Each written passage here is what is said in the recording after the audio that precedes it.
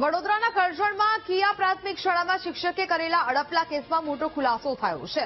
અગાઉ પણ 2 વખત ફરિયાદ મળી હોવાનો શિક્ષણ અધિકારીએ ખુલાસો કર્યો છે. એક ફરિયાદ 15 દિવસ પહેલા અને બીજી ફરિયાદ 1 અઠવાડિયા પહેલા મળી હતી, જેમાં સમગ્ર મુદ્દે હવે ટીપીઓ ચેતનાબેનને તપાસ સોંપાયું હોવાની સ્પષ્ટતા થઈ છે. વાયરલ થયેલા માફીનામા અંગે પણ તપાસ ચાલી રહી હોવાનો દાવો કરાયો છે. દોષિત વ્યક્તિ સામે કડક પગલાં લેવા માટે શિક્ષણ અધિકારીએ બાહેંધરી આપી છે.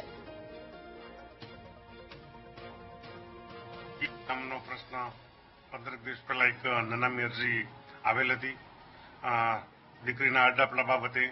તો એ બાબતે દીકરીનો વિષય હોવાથી આનો તપાસ ટીપીઓ વડોદરા ચેતનાબેનને સોંપેલ છે.